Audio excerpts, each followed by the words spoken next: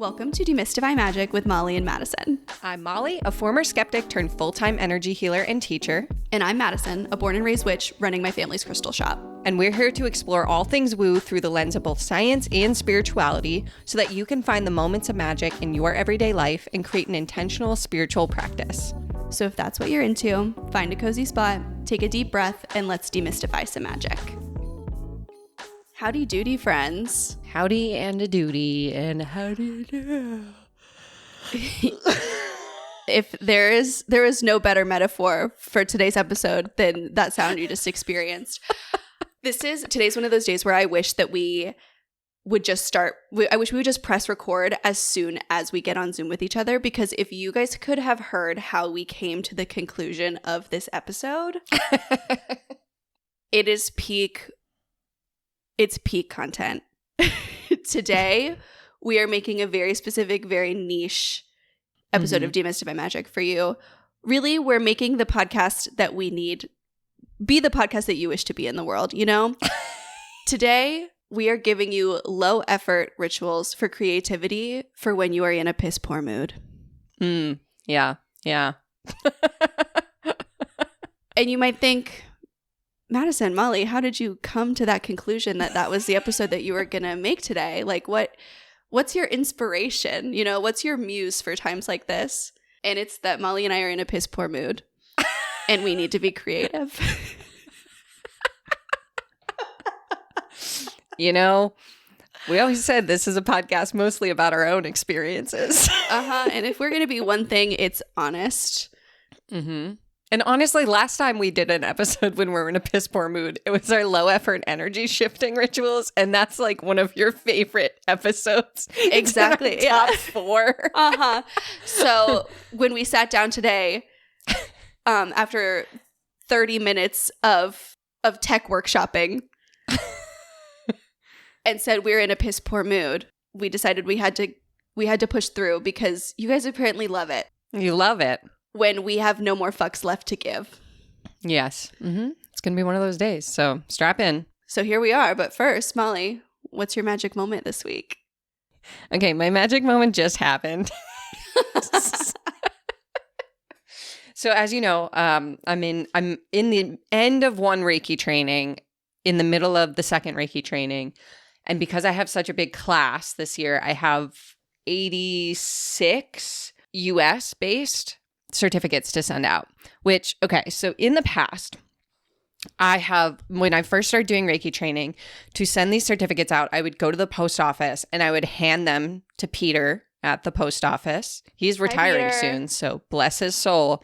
I would hand them to Peter, this older gentleman, and the first couple of times he would scan them all individually and they'd all be the same price and he would stick the stickers on, whatever. But that, if you've ever had to do that, it takes forever because he has to type in the zip code for every single one. And I have to check like that it's not filled with batteries and shit. Well, the last time I went, last fall, he just handed me a book of stamps. He's like, it's $198 to send this mailing. So here are 4 sheets of stamps. You're going to put one of each on every single one of these envelopes. And I was like, okay, Peter, got it. Thanks, Peter. So then I started buying $2 stamps because I was like, okay, I can buy $2 stamps. But my post office only has they only had 13 when I went in the other day and I need 80. And so I tried to order them on the post office and I ordered so many stamps, they thought I was trying to scam them. They deleted my order and refunded me without telling me. So the other day I was like, where the fuck are all my stamps? I swear I spent $200 on stamps at the beginning of this season. I was so prepared. I had it in my calendar and everything. Did I lose them? No, they canceled my order because they thought I was trying to scam the post office.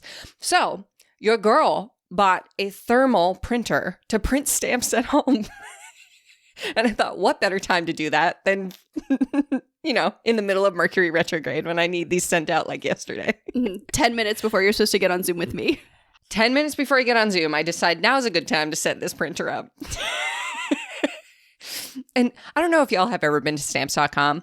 I understand that they sponsor podcasts, so I don't want to trash them too hard, but their website is from the late 90s. The tutorial I found to set this thing up is 12 years old. The file I had to download hasn't been updated since 2017. Like, it's not good. And so I get on Zoom with Madison, and I'm just at my wit's end. I'm just like, just for this breath, I will not throw this printer across the Atlantic Ocean. And Madison, my lovely Gen Z friend, Googles how to do it. And within about 15 minutes, I now have printed my first stamp. So all of you in Reiki 1 this season, you can thank Madison for the fact that you will get your certificate on time. Because from the look on your face when we got on this call, it was looking iffy. It was looking iffy, as if we were going to have certificates at all this season. I was about to get, so I have like a roll of 100 forever stamps, and I have in the past just like stamped 5 of them on because I've been so frustrated. I don't want to go into the post office. And I was like, I wonder how many I'd need to do all of these. But this is much more efficient, so. I'm so happy for you. What was your magic moment? Okay. I got a phone call the other day from friend of the podcast, Kelly. If you've been listening before, she's a recurring character. Hi, Kelly. She made the crochet tiger that I got Molly for Christmas. Infamous tiger. She's my best friend's older sister who I adopted by force like 15 years ago. She called me the other day from a Joann Fabrics parking lot where she had been buying yarn. And she did like the buy online, pick up in store where they like bring it to your car. And she told me she was listening to the most recent episode of the podcast.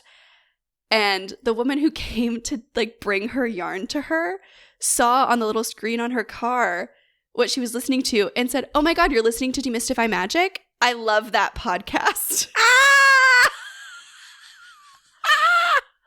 And I lost my marbles. Dear friend who works at Joann Fabrics, slide into our DMs. We need to know who you are. In Gainesville, Florida, the Joann Fabrics employee who listens to this podcast, 1, thank you for making my day. 2, thank you for making Kelly's day because she got to share the joy of having made the tiger. And especially it was so fitting that she was going to pick up yarn. I'm like, this is just such a perfect, like tender, wholesome moment.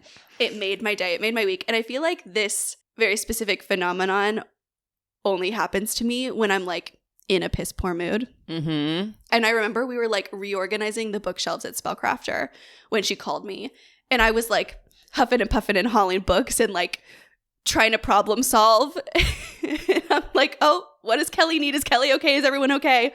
Because that's immediately what I go to when anybody calls me. Sure. And to just have a little joy deposit, a little moment of happiness and joy. It was so, so fun and funny and lovely. And it made my day. We love that. We love that. If you ever have a story like that, please tell us. Yeah. Shout out to Joann Fabrics. Yeah. For bringing people together. This podcast is sponsored by Not stamps.com. No. My favorite part of your magic moment was that you went into it and it literally sounded like the ads that I hear on other podcasts for stamps.com of like, are you tired of going to the post office? Don't go to stamps.com. I'm going back to Peter next time. Like, if this thing didn't work, I was about to be like, Pete, strap in. This podcast is brought to you by Peter. May he retire in peace. Okay. Let's get started. Poor Peter. What if next time I go in there and he's like, oh, I listened to Demystify Magic. No, my first thought was, with our luck, Peter is a dedicated listener. What if one of his employees is there is like kind of a witchy person who works at the counter? Listen, if you're listening and you know Peter, zip it. Zip it. If our secrets aren't safe with you, then I don't know who they're safe with. Thousands of people who listen to this podcast it's on the public domain. Woo. I don't know. I trust y'all. Anyways, let's get started. Yeah. So we've compiled a little list of all of the things that first came to mind for us when we were like, okay, how can we get ourselves out of this piss poor mood and stimulate some creative energy. And Molly's laughing at me. I was just listening to the last episode to review. And there's one where you're like, pa, pa, pa, pa. And I go, pa, pa, pa, pa, pa, pa. And it just reminded me of that. One thing I'm going to do is stumble over my words. And one thing Molly's going to do is make a little song about it. Yep. That's just who we are as people. That's who we are. That gets me out of a creative rut. Honestly, making fun of me, I get it. No. I would too. Making songs. But anyways, speaking of last week's episode, we're going to call it back because the first thing on our list is candle magic. Look at that segue. I just made that segue. You did. Thank you for setting me up for that. So if you want a little bit more on candle magic and you haven't listened yet, go back to last week's episode where we do a total deep dive. But lighting a candle for creativity, I do make a creativity and inspiration spell candle. I'm a fan. I like it. My fave. But even if you just have a yellow candle or an orange candle, or even red is a great color for creativity and inspiration and like passion and moving forward. It's a great red for me really does like signify forward momentum, which is great for a piss poor mood. But lighting a candle, especially we talked last episode about the idea of lighting a tea light and doing whatever task it is until the tea light burns down. That's also a great tip for trying to simulate creativity when you're maybe not feeling it, is just saying, you know, just for this next, what is it, an hour that a tea light takes to burn from top to bottom, I'm going to set my own shit aside and move through this. And, you know, creativity for me is also a really great way to get out of a piss poor mood.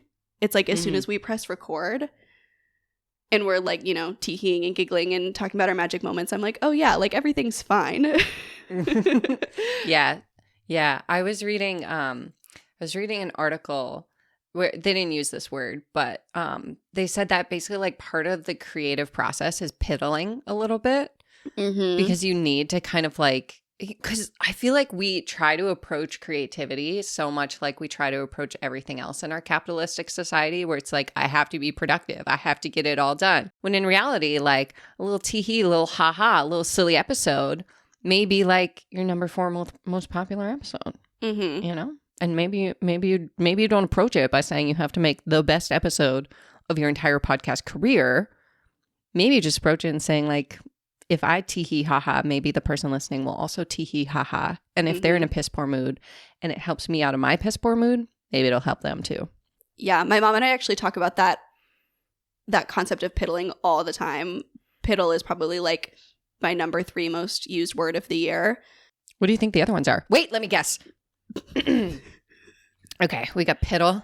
We got hundo P. Hundo P is a big one. I don't know if that would make stinky. Like top 3. Stinky is probably a big one. Are we taking out words like the and Yeah. Okay. I'm taking just Madison-isms. Yeah. Piddle is probably number 2 or number 3. And then I would say hundo P is right below piddle.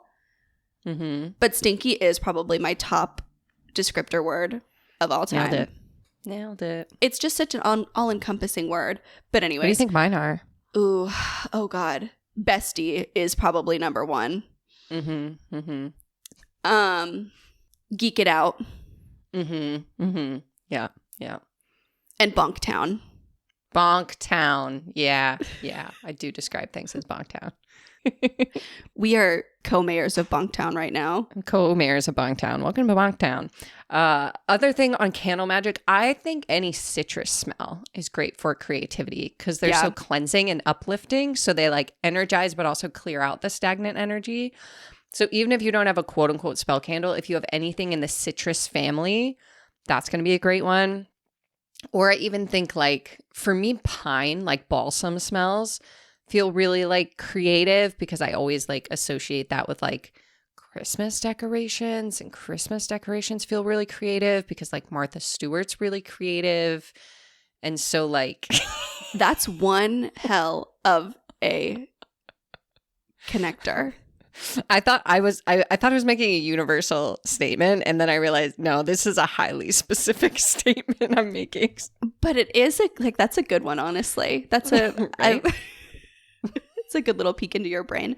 Also, a pro tip that we did not include in our candle magic episode that I thought of literally right after we finished recording is that if you have a candle that you love that brings forth a certain feeling for you. Did we talk about this in the episode? Maybe we did, but it's like from Target or whatever. Mm-hmm. Like if you have a citrus candle that you always have burning in your kitchen when you're cooking and it fires you up, you can literally just carve a sigil into that candle that you already have, sprinkle some herbs in it if you want to, do some Reiki on it, give it some intention right on the bottom of it. Mm-hmm. And there you go. That's a spell candle. Yeah, or you could just designate the scent with the association and skip the elaborate ritual, which is what I do. I'm like, oh, this balsam and cedar candle, this is now my creativity candle because it reminds me of Christmas decorations. And Martha Stewart. When I'm channeling my Martha Stewart energy, I go with balsam and cedar. We love to see it. Next. Okay. Next up, we have got oils, which for me kind of ties into candles, mostly because the scent that I have for the creativity and inspiration oil that sits right on my desk where we record is the same as the candle. And so for me, they're the same thing. But oil roll-ons are a great way to bring that kind of energy with you. Also, I like kind of lump oils in with perfumes. Yeah. Anything that like is aromatherapy that brings forward, because scent is like our strongest smell that connects to memory.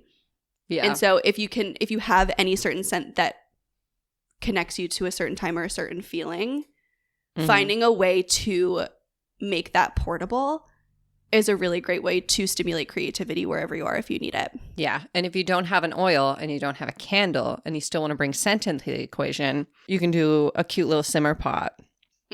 Which, if you know me, you know I'm all about the simmer pot. I really like, when I am in a piss poor mood, I really like combining lemon and orange because orange just feels like really bright. It's really energizing. And lemon is just like, it just cuts through the shit, you know? But occasionally, I will also toss some grapefruit in and just make it a big old citrus menagerie. Ooh. Something else that goes great with that I put on the creativity and inspiration candle is cinnamon. I love a good cinnamon and citrus combination moment. It's really grounding too, because I feel like I have this recipe I've been playing with, this idea of like, people always ask me how I make my simmer pots and they're all very intuitive, but I sort of had 3 categories of energy that things float into. We have like the very light lifted energy, that's like your citruses. And then we have sort of like a medium energy that sort of like imbues the space with intention. That's like your peppermint, your rosemary. And then the grounding forces that kind of tie everything together is like the clove, the cinnamon, the gingers, the star anise. I'm still working on it, but I really like a citrus with a cinnamon or a clove, because then it just helps ground it so you're not too like all over the place. And then throw some salt for protection. She's always going to get her little song and dance in. Get my little song and dance in. Do you want to take Reiki too? I already took Reiki too. But she killed me live on air.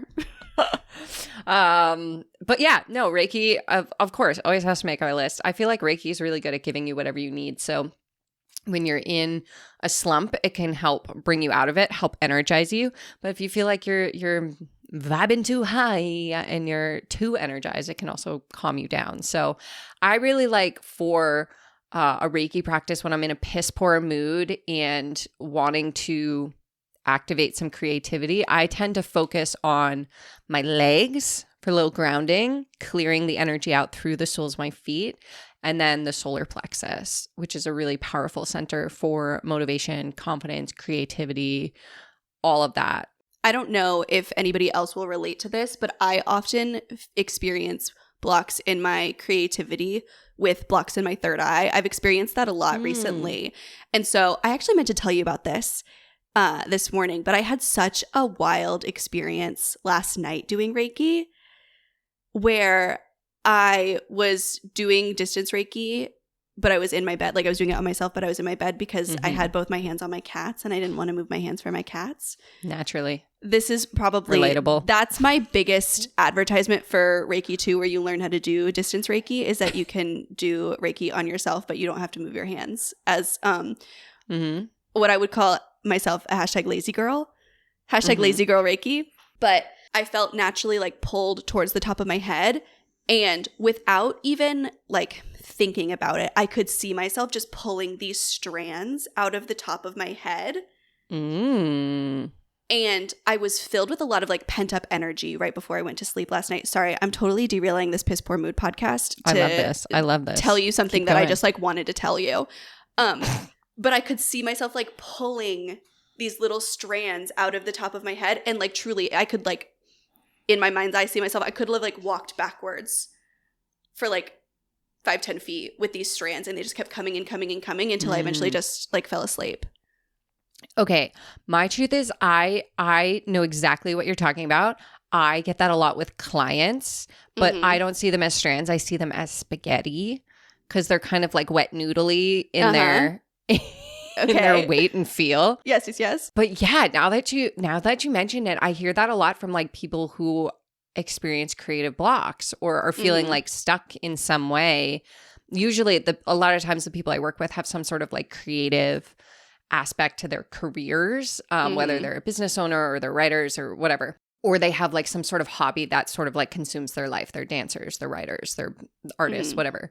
And so that's so interesting. I never thought of that before, but it makes sense, right? Because like so much of our creativity comes from our intuition, our inner knowing, our wisdom that's within us. And when we can't tap into that, of course we're going to feel blocked. Of course we're going to feel stuck, because then you're just trying to create from your mind, and your mind is trying to compete with everyone else out there, where your intuition doesn't care about what else is out there, or doesn't care about the potential outcome of the creation. It just wants to create.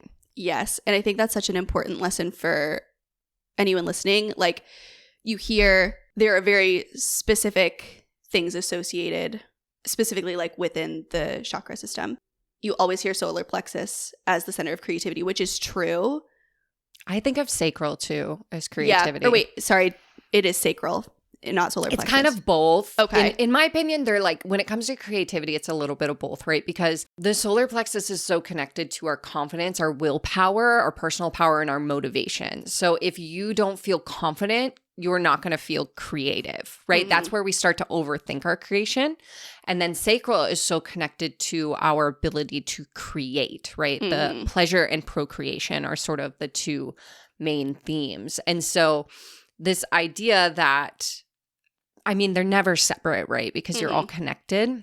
Yeah. And that's kind of exactly what I was trying to say, is that if you get too granular about which chakra is connected to what thing, and, I know I need to heal my heart, so I'm going to focus all of my energy on my heart chakra, they are all in conversation with each other. And so letting that kind of intuition maybe guide the way a little bit more, and see how your sacral could impact your heart or your root, and how they all are all kind of working together. Yeah, like in my brain, as I'm thinking about it, I'm like, I could name a way that every single chakra is connected to creativity, right? Your root, if you don't feel safe, if your basic needs aren't being met, you're not going to feel creative.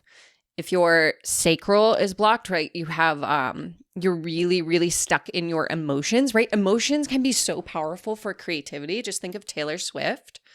Channels her emotions in her songs and is uber creative, but it can also block you, right? Think of Feyre in the and welcome to this week's episode of A Court of Molly and Madison.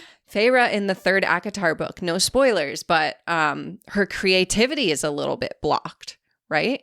Because she is so overcome with emotions. Maybe it's the second book. I can't remember. It is the second book, I believe. Okay. All right. And then like your confidence, your solar plexus, your confidence, if you don't feel confident, you're going to be second guessing everything you create. You're going to be editing yourself and not able to create from that place of authenticity. Your heart, if you don't feel that self-love, right? If you don't feel that self-worth, you don't feel worthy of creating what's in your soul, in your intuition. And also I think creativity is a path of connecting with others, right? Part of what makes like art is the connection that other people have to it, right? Art doesn't exist in a vacuum. And then the throat chakra is so connected to our ability to communicate the inside out, right? What's within us, what we want to share outward.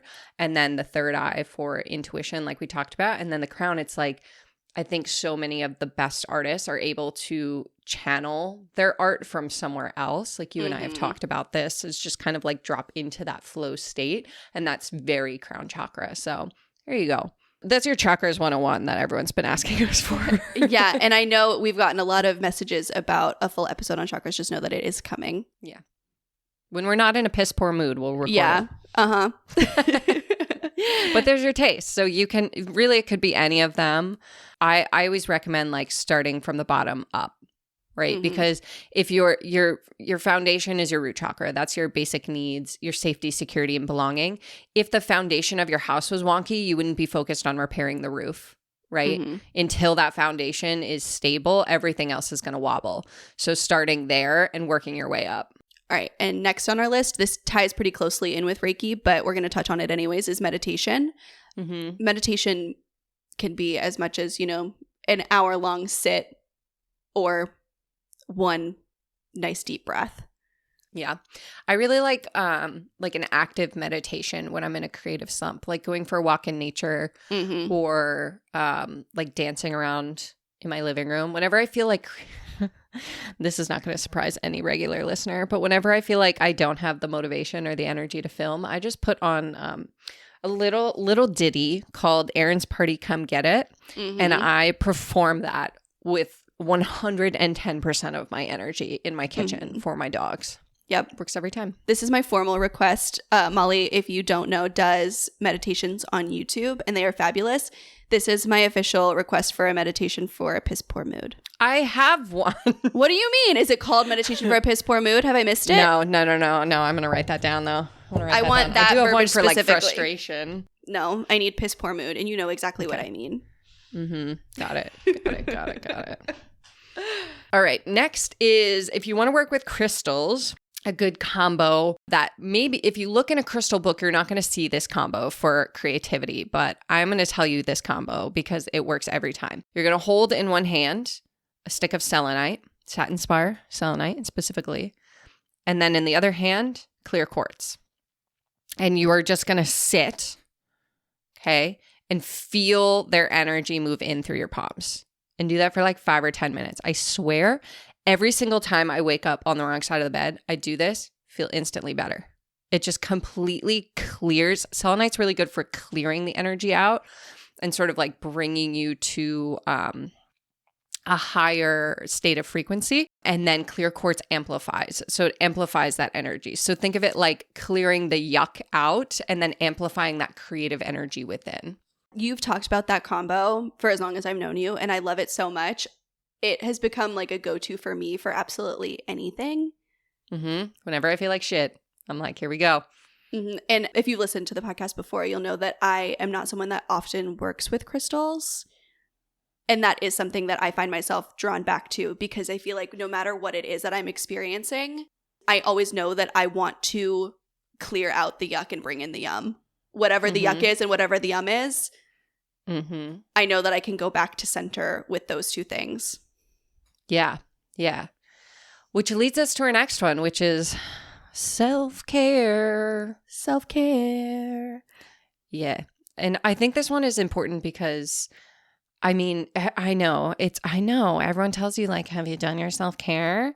But really when we talk about self-care, we mean kind of like the magic in the mundane. Like, have you had a good meal lately? Did you get enough sleep last night?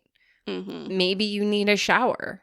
maybe you need a walk, right? Like treating yourself kind of like, I heard someone say for self-care, you should treat yourself like a toddler. And instead of getting mad at yourself for being like in a piss poor mood, just be like, okay, do I need a snacky?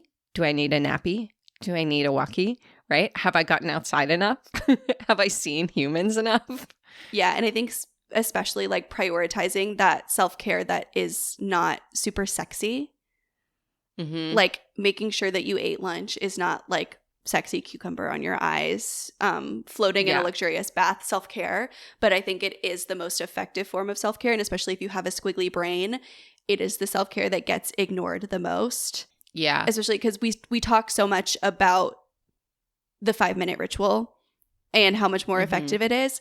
Specifically in self-care, I find myself prioritizing the 60-minute, you know, everything shower with my favorite food and my favorite show and like the very TikTok appropriate self-care. And that, even when I'm doing it often, even if I'm like once a week treating myself to the sexiest of self-care, that does nothing for me in comparison to the day-to-day less exciting. Are you moving your body? Are you sitting slumped over in your chair all day? Are you eating lunch? Yeah.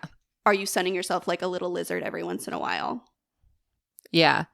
Yeah. I was talking to one of my Reiki training graduates the other day about this. And the way I describe it is like self-care is kind of like eating. Sometimes you want a big meal and sometimes you want a little snicky snack. But what you don't want to do is just eat once a week and then not eat the rest of the time. Like you got to decide based on your level of hunger. You got to decide based on your level of energy, right? For me, I know I feel really good when I cook a big old meal and I sit down at the table and I got my little napkin, I got my water. But I know for me, that is so unrealistic that when I have a week that is really busy, which is most weeks because that's who I am as a person, I just need something I can pop in the microwave in like 2 or 3 minutes. And so for a long time, that was literally like I went to the Dollar Tree and got like fettuccine Alfredo. Oh God, I miss fettuccine Alfredo. Like the microwavable ones. My dairy-free queen. Because I couldn't even do like, oh God, I know. My dairy-free, gluten-free vegetarian queen. Who can have nothing commonly associated with fettuccine Alfredo. Sorry, I keep cutting you off. I know. It's sad for me too. I would just stock my freezer full of them and I would just nuke them, you know, every meal, breakfast, lunch, and dinner, because as long as I'm eating, fed is best. Fed is best. Now I've upgraded to like a meal prep service that sends me 6 meals a week and I'm guaranteed to be fed. And it feels a little bit more healthy than fettuccine Alfredo for breakfast, lunch, and dinner. But I think like if, again, it comes down to that foundation. If your basic needs aren't being met, if you haven't had food, water, if you're feeling like you're like constantly behind on bills, don't have enough money, like that is going to impact your level of creativity. So instead of being mad at yourself for that, how can you soothe yourself so that you can access that more creative side that's underneath it? Yeah. And this next one on our list kind of ties in with self-care.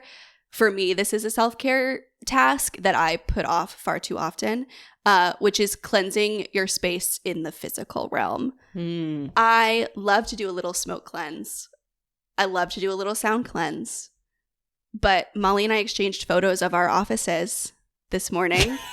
And it is clear that neither of us is cleansing our space in the physical world. To be fair, Sundays, we record the podcast on Mondays, and Sundays I clean my entire house. And I just kept looking at my office, which, remind you, I have a thermal printer that I just set up an hour ago, and I have 60 to 80 certificates in envelopes just on the floor, ready to be stamped.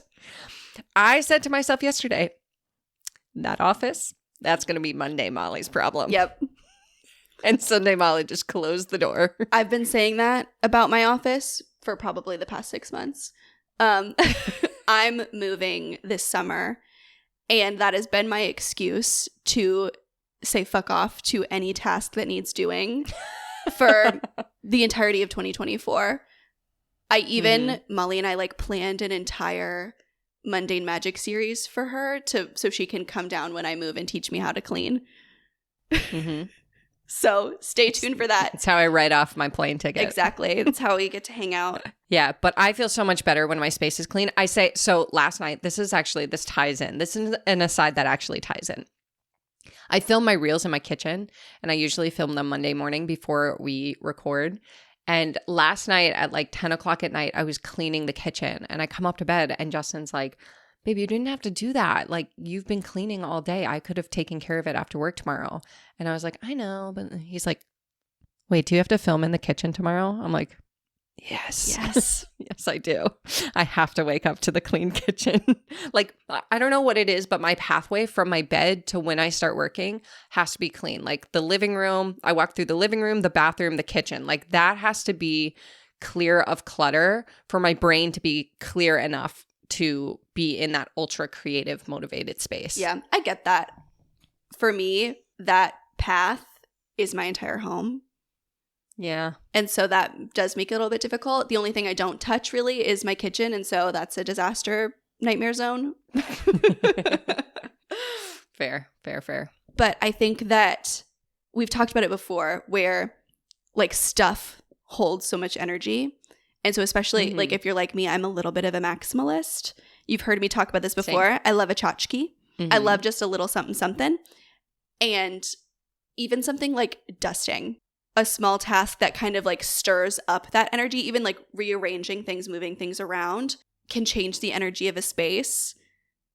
Mm-hmm. And maybe that piss poor mood is coming from stagnant energy. Maybe it's not even inside you. Yeah. Honestly, like I've been in such a motivated creative space the last month. I think because I've been doing so much decluttering. Mm-hmm. Like honestly, as I'm looking around, I'm like, this is the only space I haven't done that too. Mm-hmm. I need to join you in your 1 box a week challenge. I keep saying I'm going to do really it. Fun. I do have a box sitting by the door that I just need to take down to my car, and I know when I do it, I'll feel so good about myself. Okay, but here's the thing. What would feel better? Taking that 1 box or letting 4 boxes stack up and then taking all 4 of them and knowing you only have to do it once a month? That would also probably feel good. But then I have to find more boxes. I only have 1 box. See, and this is where the meal delivery. I know. I'm going to be so honest with you. As you were talking earlier, when you were talking about your Cook Unity, I had to go into my meal delivery service that I don't like very much and make sure I had skipped this week because I'm too anxious to cancel it because you have to talk to a person. And so I just keep skipping it every week. I'll just say, I love Cook Unity as someone who doesn't eat meat, gluten, or dairy. There's like at least a dozen options for me. We're not sponsored by them yet, but I will leave my referral code in the show notes. So the first 5 people who use it will get $50 off their first box. And y'all better be quick if you want to. Because one might be me. It is great. It is lovely, fresh food, delicious. They have lots of options. You can sort by your allergens. It's great. It has changed my life. Okay, so the last one is a little bit of maybe a little cliffhanger because maybe we'll do a whole episode on this if you're interested, which we know you will be. So we actually know when we're going to be in a piss poor mood ahead of time. We have it marked in our calendar because Madison and I, our energy cycles and also our menstrual cycles are synced up. And whether you menstruate or don't, you have an energy cycle in your creative process. And so like there is a specific Monday once a month that Madison and I show up to record the podcast in this mood. Every month it happens. And every month we go, God, why are we both in a piss poor mood? And then we look at the calendar and we go, yep. Mm-hmm. Every time. Yeah. And this is something that I've really done a deep dive on in like the last 6 months, I guess, probably. Since this is maybe like me going into TMI land, but I don't really care. If you guys want to talk more about this, I really could talk about it all day. I recently went off of hormonal birth control. I know that that's not something that's for everyone. For me, it was taking a real toll on my mental health in a way that was not, I had to do a risk reward assessment and came in the place of I needed to get off of the pill. And so that caused a hyper focus on the menstrual cycle itself. Mm-hmm. I've learned so much about myself and have been able to give myself grace in a way that I did not think was ever possible. Mm-hmm. And I have talked your motherfucking ear off about it. Yeah. Yeah. And again, even if you don't have a menstrual cycle, you have an energetic cycle.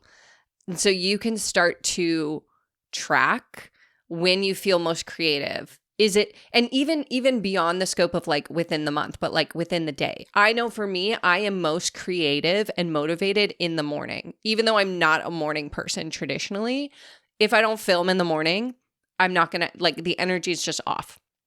So for me, I block out my mornings for those more creative projects and my afternoons for more administrative or meetings or things like that. That's why most of my trainings are in the morning. People always ask me like, oh, would you do a training at night? I don't know, because I would not be my best, like I would not be able to bring my best energy. This is my truth. If I had like an 8 o'clock at night training.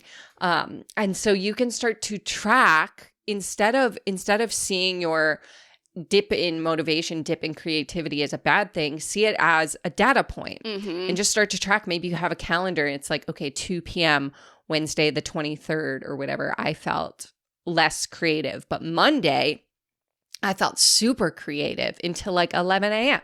And once you start to get to know your energy cycle, you can plan around it. So Madison and I know once a month we do a quote unquote easy episode, which is usually like a low effort blank rituals or a Q&A are both really easy for us. And then, you know, when we do the deeper dive episodes, we want to save those for like next week or the week after when we both have more creative energy. And so you can start to plan your life around your energy cycle. And then it makes it so much easier to amplify the cycle that you're in and to give yourself grace when you're not in that like really zhuzhed up, you know, motivated, creative energy that none of us are in that 24/7. Yeah, I think that's like one of the biggest things that I've learned from you and my friendship with you has given me is like that permission, because it has happened multiple times where we get on Zoom and we're both in that piss poor mood and you'll say to me, well, what if we just record another time, another day when we're feeling better? And it took me a little while to be like, oh, that's allowed? Yeah. Like we're allowed to change our schedules based on how we're feeling? I mean, we are, not everyone is. But there are— That's a privilege we have. Yes, that is a privilege we have. But also I think there are ways in any environment to do that in like, so if it's not rearranging your entire schedule. Rearranging your to-do list. Yes, rearranging your to-do list or rearranging your day. Yeah. Like even as simple as like for me, I know I feel best. I used to feel best when I exercised at night. That was like when I was working a 9 to 5, I would work out at night and it would be just like this total cleanse of my day. Now I've noticed I am a morning exerciser. And I think it's because the rest of my like energy has changed from when I was like, you know, responsible for being an employee to now being responsible for being the boss. Now I'm like a morning exerciser. That feels better to start my day with that energy. So interesting. So interesting. Let us know if you want like a full episode on this because I feel like we could talk about this for hours. Yes, I think energy cycle tracking is so cool and something that really can benefit you no matter how you operate in the day-to-day or no matter what your like work-life balance looks like. I think there's a way to fit it into any kind of lifestyle. Yeah, agreed. And it feels really fucking magical, especially when you bring the moon into it. All right. We'll leave you there with that cliffhanger. I think we did it. We did it. How's your piss poor mood feeling? My piss poor mood is feeling better. I feel better. I'm actually really excited to print some stamps. I guess our final tip is being creative is a great way to move through your piss poor mood when you're not feeling creative. Is just do it anyways. Let it be bad. I really thought you were going to say being creative is a great way to be creative. I was like, yeah, Madison, end with that strong mantra. I'm always here to bring you the hard-hitting facts. Creativity is creative. It reminds me of, okay, last aside, and then we'll wrap this up. When I was in elementary school, I won an award for the most colorful haiku. I have it memorized. Do you want to hear it?